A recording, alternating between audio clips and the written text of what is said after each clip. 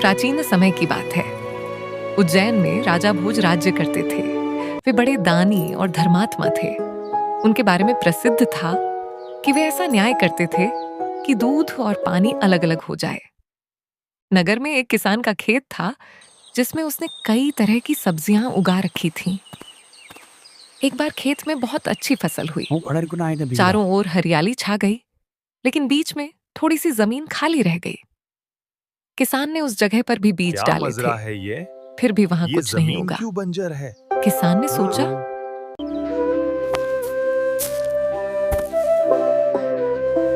ये क्या रहस्य है? उसने वहां एक मचान बनवा लिया। जब भी वह मचान पर चढ़ता, अचानक जोर से चिल्लाने लगता, कोई है? राजा भोज को पकड़ लाओ, उन्हें सजा दो, मेरा राज्य उससे ले लो, जाओ, जल्दी जाओ। तुमने सुना? वो किसान धीरे-धीरे ये मचान पर बात पूरे नगर चढ़कर में अजीब फैल अजीब गई बातें करता है। और राजा मैंने भी देखा। भोज के वो कानों तक चिल्लाता है पहुंच। जैसे किसी को आदेश दे रहा हो। महाराज, एक किसान मचान पर चढ़कर अजीब अजीब बातें कर रहा है। वो आदेश दे रहा है जैसे कोई राजा हो। क्या कहा तुमने? वो किसान ऐसा क्यों कर रहा है? महाराज, ये बात पूरे नगर में फैल चुकी है। कुछ समझ नहीं आ रहा। राजा भोज ने कहा, मुझे उस खेत पर ले चलो। मैं सब कुछ अपनी आंखों से देखना और कानों से सुनना चाहता हूं। जब राजा वहां पहुंचे तो उन्होंने भी वही दृश्य देखा। किसान मचान पर खड़ा चिल्ला रहा था, राजा भोज को पकड़ लाओ और मेरा राज्य उससे ले लो। यह सुनकर राजा भोज चिंतित हो गए। वे चुपचाप महल लौट आए। पूरी रात उन्हें नींद नहीं आई। सुबह होते ही उन्होंने ज्योतिषियों और विद्वान पंडितों को बुलाया और कहा, इस रहस्य का पता लगाओ। पंडितों ने अपनी विद्या से बताया, उस मचान के नीचे कुछ छिपा हुआ है। राजा ने तुरंत आदेश दिया, उस स्थान की खुदाई करवाई जाए। क्या हुआ? कुछ तो है नीचे। खुदाई शुरू हुई। मिट्टी हटाई गई और अचानक एक भव्य सिंहासन प्रकट हुआ। उसके चारों ओर 8-8 की संख्या में कुल 32 पुतलियां खड़ी थीं। सब लोग आश्चर्यचकित रह गए। राजा ने कहा, इसे बाहर निकालो। लेकिन कई मजदूरों ने पूरी ताकत लगाई, फिर भी सिंहासन टस से मस नहीं हुआ। तभी एक पंडित बोला, महाराज, ये सिंहासन देवताओं का बनाया हुआ है।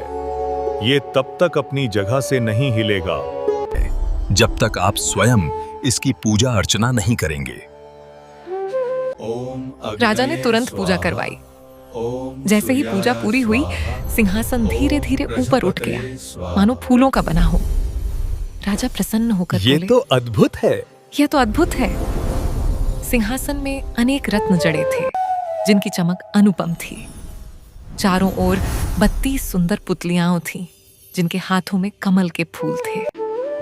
राजा ने आदेश दिया, खजाने से धन लेकर इस सिंहासन को पूरी तरह सजाया जाए। 5 महीने में सिंहासन अत्यंत सुंदर बन गया। उसकी चमक देखते ही बनती थी। राजा ने पंडितों से कहा, कोई शुभ मुहूर्त निकालो, मैं इस सिंहासन पर बैठूंगा। मुहूर्त तय हुआ। दूर दूर से लोगों को आमंत्रित किया गया। महल में उत्सव जैसा माहौल था। पूजा के बाद राजा जैसे ही अपना दाहिना पैर सिंहासन पर रखने लगे, तभी सारी पुतलियां खिलखिलाकर हंस पड़ीं। सब लोग चौंक गए। राजा ने तुरंत अपना पैर पीछे खींच लिया और बोले, ओ सुंदर पुतलियों, सच सच बताओ, तुम क्यों हंसी? तभी पहली पुतली आगे आई। उसका नाम था रत्न मंजरी। वह बोली, राजन, आप तेजस्वी हैं, धनी हैं, बलवान हैं, लेकिन आपको इन बातों का घमंड भी है। जिस राजा का यह सिंहासन है वो इन सब गुणों के होते हुए भी अत्यंत विनम्र और दयालु था। राजा भोज कुछ नाराज होकर बोले। क्या तुम कहना चाहती हो कि मैं उस राजा से कम हूँ? रत्नमंजरी शांत स्वर में बोली। महाराज, ये सिंहासन महान राजा विक्रमादित्य का है। राजा भोज ने पूछा, मैं कैसे मान लूं कि राजा विक्रमादित्य मुझसे अधिक गुणी और पराक्रमी थे? पुतली मुस्कुराकर बोली। ठीक है, मैं आपको उनकी एक कहानी सुनाती हूँ।